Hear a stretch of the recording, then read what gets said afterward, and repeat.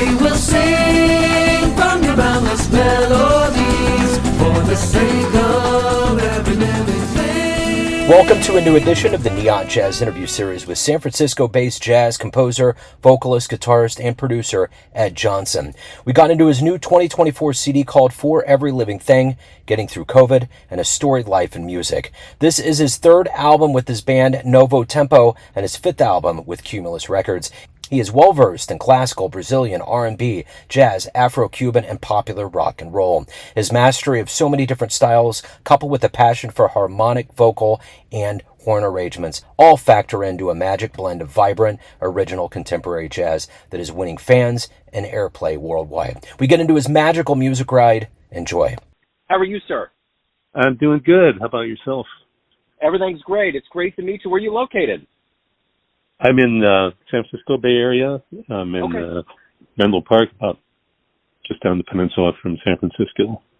Okay, excellent. Well, I'm in Kansas City, Missouri. Again, it's great to meet you. Thanks for taking a minute out. Before we get into your new work and your life and music, I'd like to begin with 4 years ago, we were all trying to figure out how this whole pandemic was going to shake out. I'm curious how you survived that time period as an artist and how it ultimately affected the way that you do things now. Wow, yeah, it was had a profound effect, on everybody in this business, as you know. And we were just starting out making this new album, which we'd made. We got off to a really good start with it, and then then everything shut down, just like a big gate coming down, and we kind of sat around in our individual homes, not knowing what to do. And then after a couple of months, we started adding tracks again just from our home studios. So that kind of gradually we got back into the studio, but the project took a lot longer than we expected it to initially. But we got it done, and very proud of what we ended up with. Talk to me a little bit about the new album. Talk to me about what were kind of some of the artistic visions and forces that went into it. So I've had a lifelong love of Brazilian music, and these past three albums kind of bring that to the forefront in my writing. I've played with these wonderful musicians now for going on 20 years, and we just have a very special rapport. And when I'm writing, I have them in mind and arranging for them. And my co-producer, Scott Sorkin, he's also the other guitarist in the group, was a big help in shaping the sound of this, and also kind of steering it through to helping to steer it through to its conclusion. So that I feel like it's a broad palette of colors in this group, from Jennifer Scott's singing and keyboard playing, Kristen Strom is a wonderful sax player, John Worley, superlative trumpet flugelhorn player, and it's been a great run with this group, and like I've said previously, we're all really proud of this newest release. So at the end of the day, what are you hoping the listener gets from this recording? I hope they hear the passion and the depth of feeling and artistic craft that went into it. I feel like people's reactions have been that what they hear is something very new it's, it draws on styles of music that everyone's familiar with, but the way that it's fused together is very strikingly unique kind of sound, and they've gotten a lot of positive feedback from it. So ultimately, what I hope they get is the same feeling that went into making it, which was joy, passion, and commitment to an artistic vision.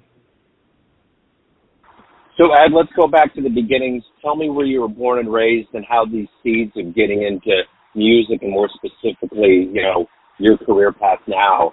How did all that begin? So I was born in San Francisco, grew up here in the Bay Area, and grew up in a musical family. I'm the youngest of three siblings, and we went up.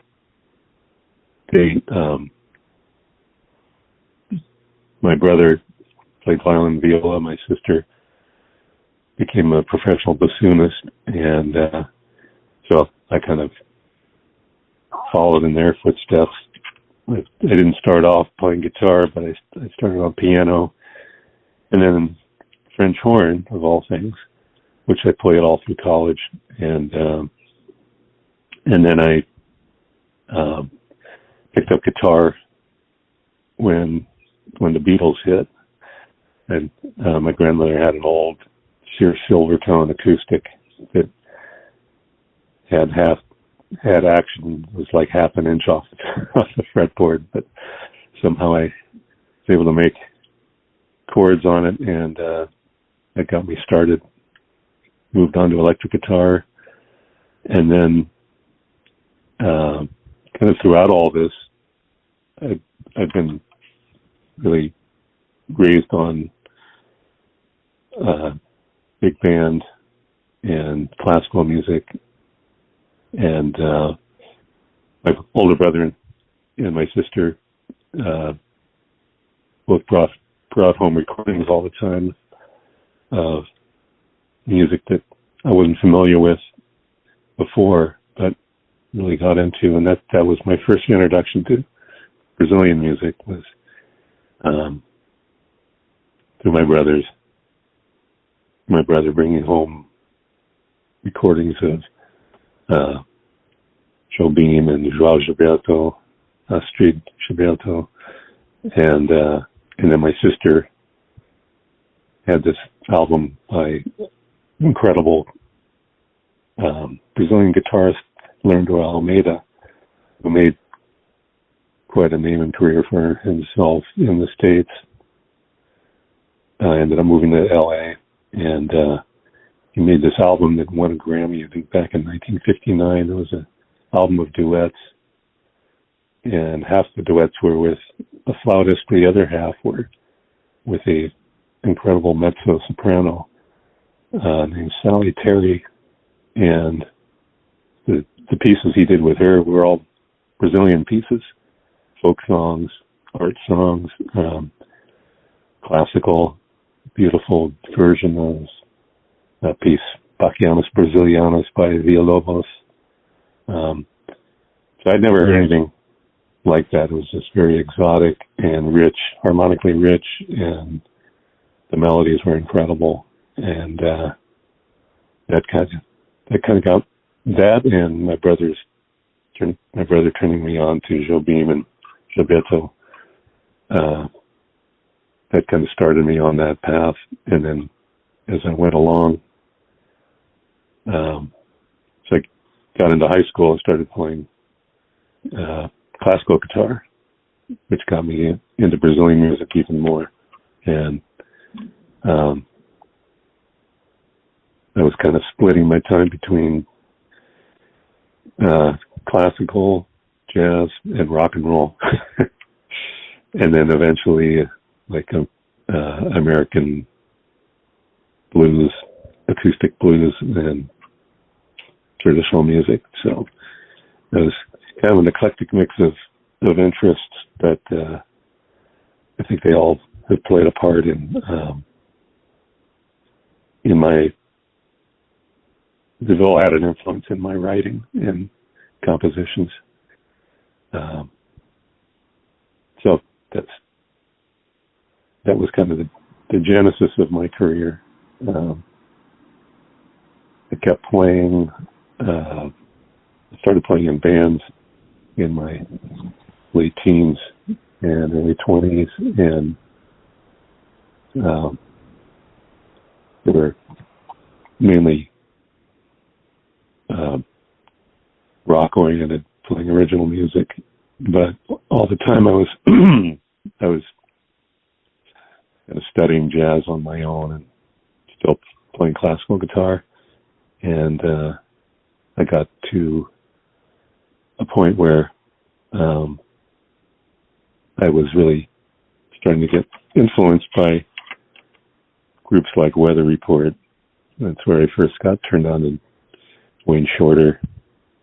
And Wayne released an album in the mid-'70s called Native Dancer, which featured a singer, Milton Nascimento, who I'd never heard before. And once I heard Milton sing, I was just blown away. I said, that's it. I have to learn everything that Milton's ever done. So that was a profound influence on me. And then shortly after that is when I first discovered Yvonne Leans and his music, and was really became very influenced by him and his writing. So I kind of gradually went from there to writing in a style that fused all these different elements together. And I first got to play with John and Kristen, who I mentioned earlier, back when I was recording my second solo album, Over That Wave, and I'd always wanted to play with them. And that was kind of the work they did on that album was incredible, and it got me thinking this was the core of the band that I wanted to start. So that was the genesis of Novo Tempo, and we went on from there to record 3 albums with Kristen, John, and Jennifer Scott, who I mentioned earlier, incredible Canadian vocalist and keyboardist, and then Scott Sorkin, who I mentioned, and Jennifer's husband, Renee Wurst, who is an amazing bass player, and 2 different drummers, Mark Ivester from Pacific Northwest and Jason Lewis from here in the Bay Area. And then percussionists, Jeff Bush and Michelle Gorlitz. So that's been the core of the group over the years. And that's who you're hearing on this most recent CD, recent recording. Right on. So, you've been around for a while. You've done so many things, kind of as you've illustrated. At the end of the day, what do you like the best about being a professional musician?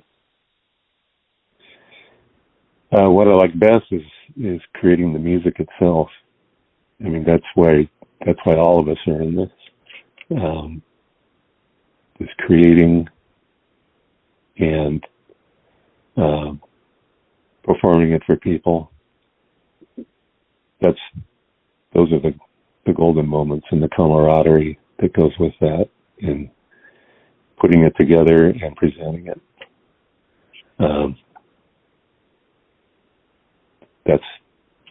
That's the best part, for sure. So, over your career, you've learned from a lot of veterans and legends and luminaries, so to speak. What have you learned from them that you, in turn, try to teach younger players that you get around now?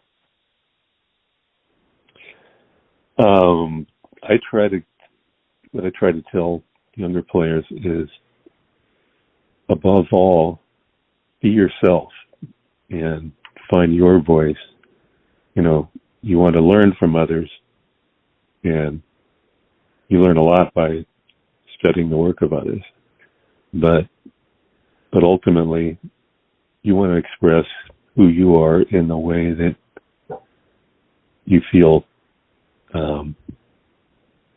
puts forth your own artistic sensibilities and visions.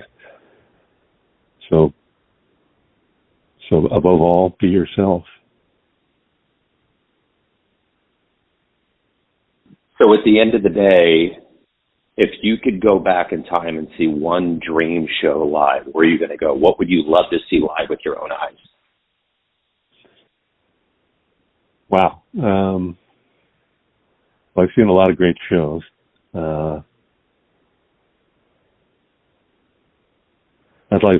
I'd love to see on one stage, because some of these people have passed away, but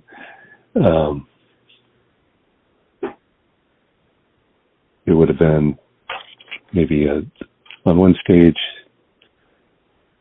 Jobim, Milton, Joyce, who's another incredible Brazilian singer and songwriter. Yvonne Leans, that would be quite a lineup. Yeah. As far as musicians that are all still with us,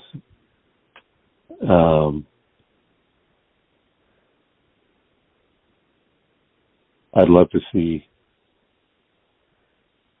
a show of Brazilian, some of the top Brazilian musicians, and someone like Paul McCartney. As strange as that might sound, like I can imagine just, the fusion of styles that could be presented with a show like that. It'd be pretty awesome. So specifically for the purposes of our show and what we do, I'm curious, Why do you love jazz? I love it for the expression that you hear from a really great, competent player.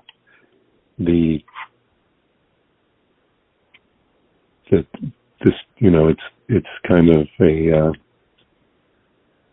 it's a bit of a cliche, but it's like storytelling.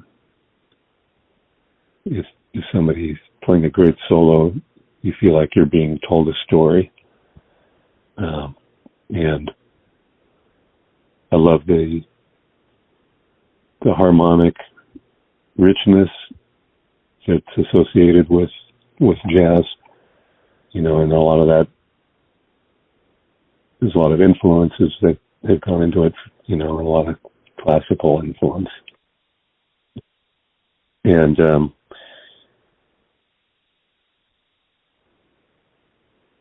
sorry, somebody else was coming in there on another line. So I love the harmonic richness of it. I love the improvisation and the freedom of expression, and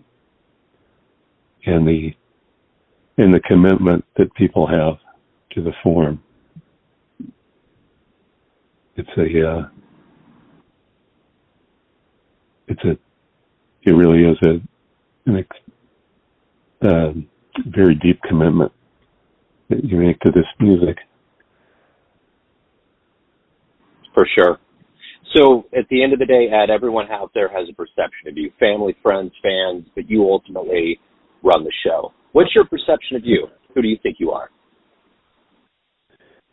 I think I think of myself as a composer, songwriter, strong vocalist, and guitarist, and band leader. And I like to think of myself as very close to my family and friends, and definitely everyone that I work with in the music business I consider a dear friend, for sure. So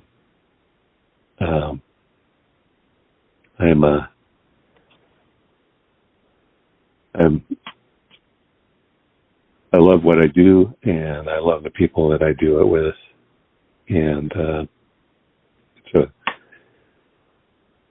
it's a good life. For sure.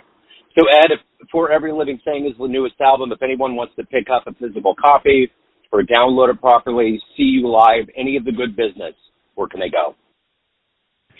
You can go to my website at www.edbjohnson.com, and there are links there to Bandcamp, Spotify, and Apple Music, Amazon Music, so that if you want to buy physical copies of the CD or downloads, you can go to those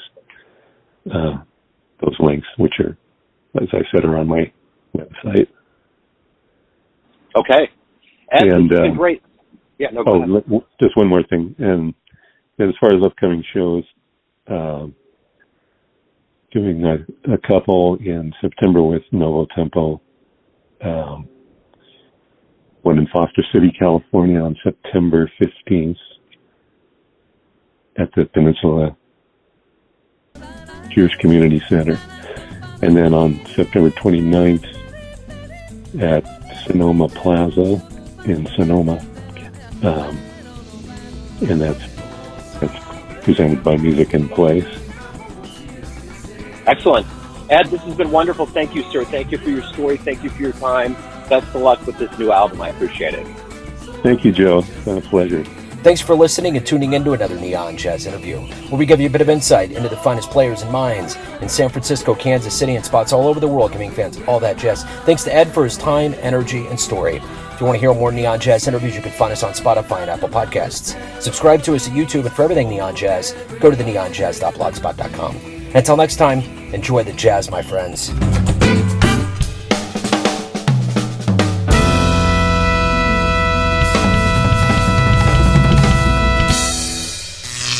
Neon Jazz.